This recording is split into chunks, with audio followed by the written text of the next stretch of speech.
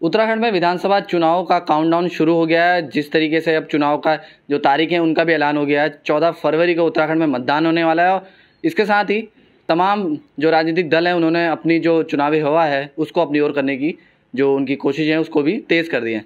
हमारे साथ आज मौजूद हैं सितारगंज के विधायक सौरभ बगुणा जी। आइए उनसे बात करते हैं। सर, सबसे पहले तो जो सिनेरियो है पूरा ही उत्तराखंड की जो राजनीति उसका चेंज हो गया है। अब युवा एक चेहरा बन के उभर रहे हैं और उनमें से आप भी एक हैं। देखिए, सबसे पहले मैं हल्द्वानी लाइव के सभी चैनल के सभी दर्शकों को अपनी तरफ से नववर्ष की शुभकामनाएं देता हूं। और आपने सही बोला, अब चुनाव का पूरा जो सिनेरियो है वो चेंज हो गया है। जब से इलेक्शन कमीशन की आचार संहिता की इलेक्शन कोड ऑफ कंडक्ट की जो उन्होंने प्रेस करी, उसमें काफ़ी चीज़ें ऐसी हो गई हैं कि अब हम ना पब्लिक मीटिंग्स कर सकते हैं, ना हम पद यात्रा कर सकते हैं, नुक्कड़ सभा नहीं कर सकते, हम लोगों के बीच 5 आदमी के ऊपर नहीं जा सकते। तो अब एक पूरे नए फॉर्मेट पे ये पहली बार ऐसा चुनाव होगा और कहीं ना कहीं जिन लोगों ने धरातल पे पिछले 5 साल में मेहनत करी होगी, जो लोगों से जुड़े होंगे, उनको मुझे लगता है कहीं ना कहीं डिस्टिंक्ट फ़ायदा होगा इससे। सर, एक तरीके से बोलते हैं कि आप लोग एक नए कीर्तिमान बनाने की तरफ अगर बोलेंगे कि प्लानिंग कर रहे हैं, क्योंकि उत्तराखंड में आज तक कोई भी दल लगातार दूसरी बार सरकार नहीं बना पाया। वहीं पिछले 5 सालों को लेकर थोड़ी बहुत जो एंटी इनकम्बेंसी भी हमारे राज्य में है, तो उसको लेकर किस तरीके का माहौल है भाजपा में? देखिए, आप सही कह रहे हैं। उत्तराखंड हो गया, चाहे पंजाब हो गया, हिमाचल हो गया, ये कुछ स्टेट्स ऐसी रही हैं, राजस्थान हो गई, जो लगातार ऑल्टरनेट चेंजेस करते हैं। वो हर साल चेंज होता है उनका। और लेकिन मुझे ऐसा लगता है कि इस बार उत्तराखंड सरकार में आप जब 22 में चुनाव होगा तो आप देखिएगा कि उत्तराखंड में बीजेपी की सरकार वापस रिपीट करेगी। और वो रिपीट इसलिए करेगी क्योंकि जो माननीय पुष्कर सिंह धामी जी के काम हैं पिछले 6 महीने में, वो जनहित के काम बहुत ज़्यादा उन्होंने करके दिए हैं। उन्होंने चाहे आप हमारे उपनल कर्मचारियों को उठा लीजिए, भोजन माताओं को उठा लीजिए, आशा कार्यकर्ताओं को उठा लीजिए, आंगनवाड़ी कार्यकर्ताओं को उठा लीजिए, हमारे गेस्ट टीचरों का उठा लीजिए, कोई ऐसा मुद्दा नहीं था जो सालों से डिमांड चल रही थी जो उन्होंने इन 6 महीनों में उसका निपटारा नहीं किया हो। दूसरा सबसे बड़ी बात यह है कि उत्तराखंड में आज भी अगर आप देखेंगे, हमारा एक बहुत छोटा सा हिली स्टेट है और आप अगर केंद्र सरकार के साथ मिलकर नहीं चलेंगे तो कहीं ना कहीं मुझे लगता है ये स्टेट डेवलपमेंट में पीछे लैग करेगा। अब आप मोदी जी की 2 रैलियाँ उठाइए, चाहे वो हल्द्वानी में हुई हो चाहे देहरादून में उठाई हो। उत्तराखंड का टोटल बजट 50,000 करोड़ का है, लेकिन इन 2 रैलियों में माननीय मोदी जी के द्वारा 17,500 करोड़ रुपये का शिलान्यास उद्घाटन हल्द्वानी में किया गया और लगभग 50,000 करोड़ का देहरादून में किया गया। तो जितना उत्तराखंड का बजट नहीं है उससे ज़्यादा का शिलान्यास और उद्घाटन माननीय केंद्र की मदद से उत्तराखंड को मिला है। तो मुझे लगता है कि मोदी जी के ऊपर आस्था रखते हुए और माननीय पुष्कर सिंह धामी जी एक युवा मुख्यमंत्री हैं, उनकी कार्यशैली को देखते हुए, उनके जोश को देखते हुए, उनके लोगों के लिए जो उनका प्यार है, जो उन्होंने जिस तरीके से 6 महीने में काम किया है, उत्तराखंड में फिर से जनमानस जो है वो भारतीय जनता पार्टी का साथ देगा। सर, सितारगंज विधानसभा की बात करें तो कितना इफेक्ट करेगा किसान आंदोलन? क्योंकि पहले जो लिया गया था उसके बाद वापस लिया गया, उसके बाद ही देवस्थानम बोर्ड भी है, तो अब इसका फ़र्क आपको कितना पड़ेगा? क्योंकि आप एक बतौर विधायक लोगों के बीच में जाएंगे, एक दावेदार रहेंगे। देखिए, कहीं ना कहीं जो पूरी तराई की बेल्ट है वो किसान आंदोलन से प्रभावित तो ज़रूर थी। मैं ये कहूँ कि नहीं थी तो गलत होगा। और माननीय मोदी जी ने एक कानून बनाया, उसको कुछ किसान भाई जो हैं हमारे देश के, उनको वो पसंद नहीं आया और उन लोग आंदोलित हुए। आंदोलन होने के बाद माननीय मोदी जी ने बड़ा दिल दिखाते हुए उस तीनों किसान कानूनों को वापस लिया और जो एमएसपी की इन्होंने बात करी थी गारंटी की, उस पर एक कमेटी फॉर्म कर दी। तो जब उस पर कमेटी फॉर्म हो गई है और किसान कानून वापस हो गया, तो मुझे लगता है मैं भी बहुत सारे ऐसे सिख गाँव हैं हमारे जहाँ पे किसान भाई हमारे रहते हैं, मैं वहाँ पर गया हूँ। मैं आज भी, बल्कि मैं साबेपुर से ही आ रहा हूँ जो 60% सिख बाहुल्य क्षेत्र है। तो वहाँ पे लोगों को अब ये नाराज़गी नहीं है जो पहले जितनी नाराज़गी थी। मैं ये नहीं कहता कि सबकी नाराज़गी दूर हो गई होगी, लेकिन अधिकांश लोगों की नाराज़गी दूर हो गई है। सौरभ जी, विपक्ष की बात करें तो विपक्ष का सबसे बड़ा जो हथियार है वो यही है कि भाजपा अगर विकास की बात कर रही है तो 5 सालों में 3 मुख्यमंत्री क्यों बदले, और अगर इतना ही इनको विकास जनता की योजनाओं को लेकर था तो क्यों जो लिए हुए जो फैसले फर्स्ट पर्सन ने लिए वो थर्ड पर्सन क्यों चेंज कर रहा है? नहीं, देखिए, ये बात कहना कि भाजपा ने मुख्यमंत्री क्यों चेंज किए, तो कांग्रेस की सरकार में भी मुख्यमंत्री चेंज हुए। ये तो ऐसा है नहीं कि सिर्फ भारतीय जनता पार्टी में मुख्यमंत्री चेंज हुए। चेंज तो 2012 से 2017 के बीच में कांग्रेस ने भी मुख्यमंत्री चेंज किए। पहले माननीय विजय बहुगुणा जी थे, फिर माननीय हरीश रावत जी बन गए। तो वो एक प्रथा है, वो पार्टी अपनाती है, पार्टी को जैसा ठीक लगता है। अगर उनको जो आदमी के आंखों पे पर्दा पड़ा है, जो आदमी के दिमाग में पर्दा पड़ा है कि मुझे विकास दिखना ही नहीं है, तो उनको नहीं दिखेगा। आप सितारगंज की अगर मैं सिर्फ आपसे बात करूं तो सितारगंज में आप ये मान के चलिए कि लगभग वो काम हुए हैं जो 60 साल से क्षेत्र की डिमांड थी और कभी कोई विधायक धरातल पे नहीं उतार पाया। चाहे आप सूखी नदी का पुल देख लीजिए, 13 करोड़ का एक प्रोजेक्ट जिसका हमने उद्घाटन किया। आप सिरसा रोड देख लीजिए, लगभग ये टोटल प्रोजेक्ट था 34 करोड़ रुपये का, उसको हमने धरातल पे उतारा। उसके बाद आप हमारा तहसील देख लीजिए, अंग्रेज़ों की बनी हुई तहसील भवन था, जर्जर हालत में था, वहाँ पे कोई बैठने की स्थिति में नहीं था। उसको 4 करोड़ रुपए की हमने स्वीकृति करा के उस पर काम शुरू करवाया। सितारगंज बस अड्डा जो आज तक कभी सितारगंज में नहीं रहा, लोग, हमारी माताएं बहनें बुजुर्ग महाराणा प्रताप चौक पे रात में, ठंडी में, सर्दी में, गर्मी में, बारिश में खड़ी रहते थे, कभी बस रुकती थी कभी नहीं रुकती थी। आज आप जाके देखिए, अगर कुमाऊं का सबसे सुंदर बस अड्डा कहीं बना है तो सितारगंज में बना है। उसके बाद आप अजीतपुर का पुल, 2 मजरों के बीच में पुल, 7 किलोमीटर की दूरी तय करनी पड़ती थी आपस में एक दूसरे मजरों में मिलने के लिए, हमने 1 करोड़ 40 लाख रुपए का वहाँ पे पुल स्वीकृत कराया। सितारगंज डिग्री कॉलेज में BSc BCom का कोर्स मैंने वादा किया था अपने 17 के चुनाव में बच्चों के लिए ऐड कराऊंगा, मैंने ऐड करा के दिया। 5.5 करोड़ रुपए से एक अतिरिक्त बिल्डिंग उनके लिए बनवा रहा हूँ जिसमें लैब्स, ऑडिटोरियम, एक्स्ट्रा क्लासेस बन रही हैं। तो ये क्या विकास नहीं है? तो फिर विकास किस चीज़ को मानेंगे आप? हमारे बंगाली समाज के लोग यहाँ पे रह रहे हैं, 60 साल से उनके जाति प्रमाण पत्रों पे पूर्वी पाकिस्तान लिख के आता था। जो भारत में जिनका जन्म हुआ, जिनके मृत्यु यहाँ हुई, जिनका जन्म यहाँ हुआ, जो नौकरी यहाँ कर रहे हैं, वोटर यहाँ के हैं, काम यहाँ पे कर रहे हैं, उनके जब आप प्रमाण पत्र लेने जाइए जाति प्रमाण, तो उनको पूर्वी पाकिस्तानी कहा जाता है। तो उससे ज़्यादा कलंकित शब्द उनके लिए क्या होगा? वो अगर किसी ने हटाया तो इस सरकार में हटा, माननीय पुष्कर सिंह धामी जी के नेतृत्व में हटा, हम लोग के कहने पे हटा। उसके बाद आप आ जाइए, हमारे शक्ति फार्म में उप तहसील नहीं थी, अगर माननीय पुष्कर सिंह धामी जी ने उप तहसील की घोषणा करी वहाँ पर। तो ये सारे विकास कार्य वो हैं जो इन 4.5 सालों में, 4.25 सालों में हमने धरातल पे उतार के दिखाए हैं।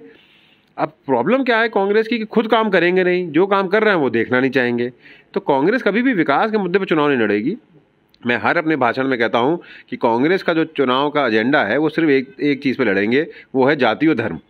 जहाँ पे हमारे यहाँ जैसे मुस्लिम बहुल्य क्षेत्र है, कच्छप मुस्लिम बहुल्य क्षेत्र है, आपका जसपुर मुस्लिम, वहाँ पे वो जाति और धर्म की लड़ाई लड़वाएंगे। अब आप देखिए रुद्रपुर का जो कल कांड हुआ है, तो कितनी खराब एक माहौल ख़राब करने की उन्होंने स्थिति पैदा हुई है रुद्रपुर में। पूरा जिला उससे हमारा प्रभावित हो सकता था।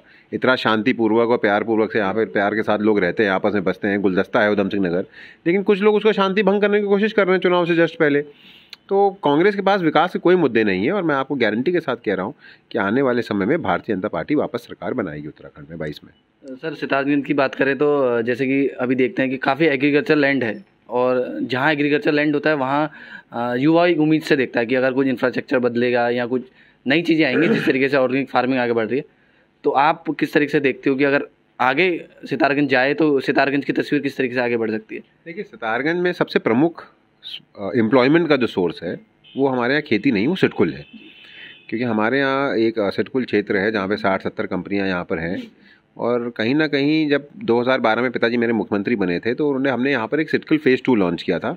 और कल मुझे बहुत ही थोड़ा सा अजीब लगा कि मैंने कांग्रेस नेता का मैं वो सुन रहा था, टीवी पे उनका लाइव चल रहा था और वो ये कह रहे थे कि बहुगुणा जी ने सिडकुल फेज़ 2 लॉन्च किया, बताएं उसमें कौन सी कंपनी आई। सिडकुल फेज़ 2 2012 में लॉन्च हुआ और 12 से लेके आज 22 है, उसके बीच में 7 कंपनियों ने वहाँ पे ज़मीनें खरीदी और 3 वहाँ पे कार्यरत हैं, जिसमें से हमारी पार्ले एग्रो, हमारे HPCL, IOCL, ये सारी कंपनीज हैं जो सिडकुल फेज़ 2 में लॉन्च हुई। और कम से कम वहाँ पर अगर आप पार्ले एग्रो ही उठा लीजिए, कम से कम वहाँ पे 300 से 400 युवा वहाँ पर सितारगंज का एम्प्लॉय हुआ है। अभी इंडियन ऑयल और HPCL अपना प्रोडक्शन शुरू करने जा रहे हैं। लाओ पहला आपने एक्सटेंशन किया है 500 करोड़ से, वो अपना काम शुरू करने जा रहे हैं जनवरी फरवरी से। तो कहीं ना कहीं वो लड़के कहाँ से लगेंगे? सितारगंज से तो लगेंगे। जो एजुकेटेड होगा, जो टैलेंटेड होगा, वो सारे सिडकुल में नौकरी करेंगे। तो हमारे यहाँ सबसे बड़ा स्रोत जो है वो है सिडकुल। और उसके बाद आप एग्रीकल्चर की आपने बात करी तो उत्तराखंड, आपको मालूम होगा कि इस 5 साल के सरकार में अगर हॉर्टिकल्चर और एग्रीकल्चर में सबसे ज़्यादा किसी ने काम किया है इन 5 सालों में तो ये माननीय सुबोध उनियाल जी के नेतृत्व में भारतीय जनता पार्टी की सरकार ने किया है। हमने कृषि के लिए लोन दिए, हमने उनको इक्विपमेंट खरीदने के लिए सब्सिडीज़ दी, उनको कोऑपरेटिव बैंक के द्वारा, जो हमारे कोऑपरेटिव सोसाइटीज़ और बैंक्स के द्वारा निःशुल्क हमने उनको ब्याज मुक्त लोन दिया 5 लाख रुपए तक का, 3 लाख रुपए तक का। तो ये हमने कोशिश करी है कि ताकि लोगों को सेल्फ इंडिपेंडेंट बना सकें। तो एग्रीकल्चर का क्षेत्र हो, चाहे वो सिडकुल का क्षेत्र हो, चाहे वो हमारे रोज़गार का क्षेत्र हो, चाहे व्यापारी वर्ग हो, हम इस सरकार ने हर व्यक्ति का ध्यान रखा है। सर, अब जिस तरीके से अब उत्तराखंड में हम देखते हैं कि चुनाव आने से पहले ही दल बदली का खेल शुरू हो जाता है, तो सर अभी क्योंकि आपके जो परिवार है वो भी कांग्रेस में काफ़ी वक्त तक रहे थे, तो जब आप सर कांग्रेस पे आरोप लगाते हैं तो कई बार एक पीछे से आवाज़ भी आती है कि ये भले ही भाजपा बात कर रही है कि परिवारवाद को आगे नहीं बढ़ाना है, लेकिन कुछ अंश भाजपा भी इस चीज़ को सपोर्ट कर रही है। नहीं, देखिए, परिवारवाद की बात नहीं है। हम आइडियोलॉजी पे कांग्रेस पार्टी से अलग हुए थे। हमने 2016 में जब पिताजी के नेतृत्व में और माननीय हरक सिंह रावत जी के नेतृत्व में जब सरकार यहाँ पे 9 से 10 विधायक भारतीय जनता पार्टी में गए थे, तो वहाँ पे लोगों की नाराज़गी थी। उनके जो नेतृत्व उनका जिस तरीके से काम कर रहा था, उस पर बार बार उन लोगों ने 2013 से लेकर 16 तक उन्होंने हाईकमान से बात करी कि भाई ये गलत हो रहा है, लेकिन जब नहीं सुनवाई हुई तब उन्होंने, और माननीय मोदी जी के काम को देखते हुए, माननीय मोदी जी के नेतृत्व में उन्होंने भारतीय जनता पार्टी ज्वाइनिंग करी। परिवारवाद के हमारे यहाँ इशू इसलिए नहीं आती क्योंकि अगर मैं सितारगंज से चुनाव लड़ा हूँ तो मेरे फादर चुनाव नहीं लड़े हैं, परिवार में एक ही आदमी चुनाव लड़ा है। तो कांग्रेस में बहुत बार ऐसा होगा, अब जैसे आज भी आप देखिए कांग्रेस में बहुत सारे परिवार ऐसे हैं जो 2-2 टिकट मांग रहे हैं, तो हमारे यहाँ पर वो स्थिति नहीं है। हमारे यहाँ पे परिवार से मैं लड़ रहा हूँ तो मेरे फादर नहीं लड़ रहे हैं। अगर कोई और लड़ रहा है, हरवंश कपूर जी के हमारे बीच में नहीं रहे अब, तो मुझे लगता है कोई जिसको भी पार्टी ठीक समझेगी टिकट देगी, लेकिन परिवार को कि एक सदस्य लड़ रहा है। तो भारतीय जनता पार्टी एक लोकतांत्रिक पार्टी है। यहाँ पर आप खुद देखिए कि कहाँ से कौन से व्यक्ति जो मेहनत करते हैं वो किस पद तक पहुँच गए। आप माननीय मोदी जी को उठा लीजिए, माननीय नड्डा जी को उठा लीजिए, माननीय अमित शाह जी को उठा लीजिए, आप हमारे पुष्कर सिंह धामी जी को उठा लीजिए। वो उन्होंने ज़मीनी स्तर से राजनीति शुरू करी, युवा के स्तर से राजनीति शुरू करी और आज प्रदेश के मुख्यमंत्री हैं। तो हमारे यहाँ एक बहुत आप कह सकते हैं क्लियर कट सिचुएशन है कि जो मेहनत करेगा, जो पार्टी के लिए समर्पित भाव से काम करेगा, उसको पार्टी देखती भी है और उसको आगे भी बढ़ाती है। सर जिस तरीके से ये पार्टी बदलने का खेल शुरू हो गया है, तो कई हद तक हम सुनते हैं, पढ़ते भी हैं कि कई हद तक जैसे कार्यकर्ता है 5-6 साल से आप लोगों को सपोर्ट कर रहा है, तो उसकी भावनाएं ठेस होती है, और हो भी सकता है कि विधानसभा क्षेत्र में जिसके वहाँ की ठेस होती है। तो उस पर आप लोग क्या एक राजनीतिक को अलग, ये आपके जो पद को अलग रख लें, एक आम जनता के पक्ष के तौर पर अगर आप बोलेंगे तो आप क्या बोलेंगे? देखिए, आपकी बात सही है, कहीं ना कहीं ये बात आपकी एकदम सही कह रहे हैं आप कि जो आदमी 5 साल आपके साथ मिलकर मेहनत कर रहा है, जो आपके सुख दुख में आपके साथ खड़ा हो रहा है, जो आपके विकास कार्यों को धरातल पर उतारने में मदद कर रहा है, जो आपके पार्टी की नीतियों को आगे बढ़ाने में आपके साथ चल रहा है कंधे से कंधा मिला के, अगर आप उसको छोड़ के आखिरी मिनट पे चले जाते हैं तो कहीं ना कहीं उसको ऐसा लगता होगा कि मेरे साथ धोखा हुआ और हमारी मेहनत कहीं ना कहीं बेकार हुई। लेकिन ऐसे बहुत चंद नेता हैं जो ये सोचते हैं कि यार 5 साल में यहाँ पे अच्छा पहले काम कर लूँ, फिर जब समय आए तो वहाँ भाग जाऊँ, फिर वहाँ से आ जाऊँ, फिर यहाँ आ जाऊँ। तो ऐसे आपको पार्टी में, पॉलिटिकल पार्टी में आपको देखो हर तरीके के नेता मिलेंगे, कुछ बहुत अच्छे मिलेंगे, कुछ बहुत ख़राब मिलेंगे, कुछ एवरेज मिलेंगे। तो ये प्रक्रिया है, चलती रहेगी। लेकिन मेरा मकसद मानना ये है कि जो आदमी समर्पित भाव से बीजेपी के साथ जुड़ा हुआ है वो आज भी जुड़ा हुआ है, चाहे वो आप नेता उठा लीजिए, चाहे कार्यकर्ता उठा लीजिए, चाहे पार्टी के प्रमुख हमारे कनिष्ठ और वरिष्ठ कार्यकर्ता उठा लीजिए, पदाधिकारी उठा लीजिए।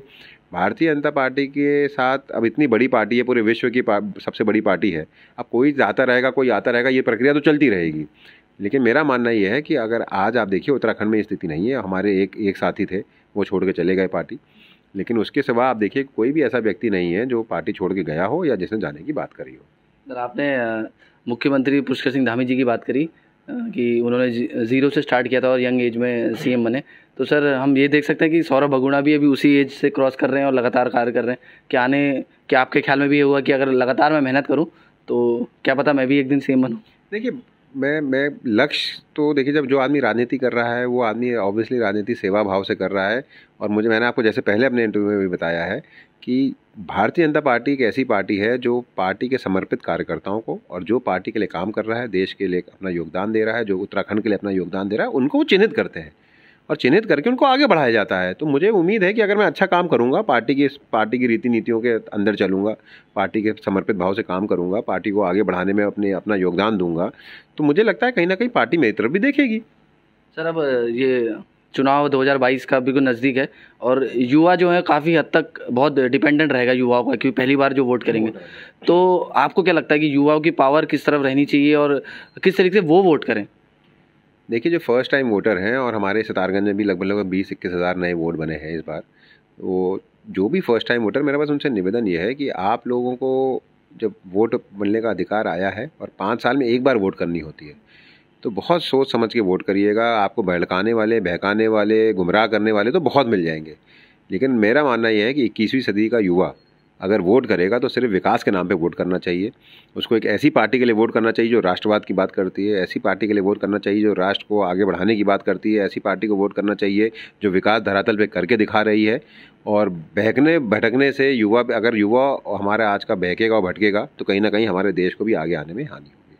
सर आखिरी सवाल, अब जिस तरीके से चुनाव बेहद नज़दीक आ गया है तो आपको क्या लगता है भाई, कई सर्वे सामने आए, जो भी सर्वे सर भाजपा के पक्ष में आ रहा है उसमें तो आप लोग बहुत अच्छे अच्छे पोस्ट आ रहे हैं, लेकिन सर अभी भी किसी भी सर्वे में 60 के पार का नारा पार होते हुए दिखाई नहीं दिया। देखिए, इवेंचुअली मैं ये कहता हूँ, चाहे वो 60 पार हो चाहे वो 50 पार हो, मैं ये कह रहा हूँ आपको कि उत्तराखंड में जो सरकार बनेगी वो भारतीय जनता पार्टी की बनेगी। और मैं नंबर पे नहीं जाऊँगा, लेकिन सरकार बहुमत की भारतीय जनता पार्टी बनाएगी। अब सर्वे क्या आ रहे हैं नहीं आ रहे हैं, देखिए अब आज तो बहुत इनिशियल स्टेज है, चुनाव अभी ठीक तरह से शुरू नहीं हुआ, अभी कैंडिडेट्स घोषित नहीं हुए हैं, बहुत समीकरण हैं जो बदलेंगे, जो ठीक होंगे। तो अगर हो सकता है कोई ऐसी स्थिति बनेगी कैंडिडेट होने के बाद, कैंडिडेट डिक्लेयर होने के बाद, कि हो सकता है पार्टी 60 के पार की स्थिति में आ जाए। लेकिन मेरा स्पष्ट रूप से मानना यह है कि नंबर पे ना जाके अगर हम सिर्फ इतना कहें कि आज के दिन स्पष्ट रूप से भारतीय जनता पार्टी बहुमत की सरकार बनाएगी 2022 के चुनाव में। सर हल्द्वानी लाइव से जुड़ने के बहुत बहुत धन्यवाद। बहुत बहुत धन्यवाद आपका।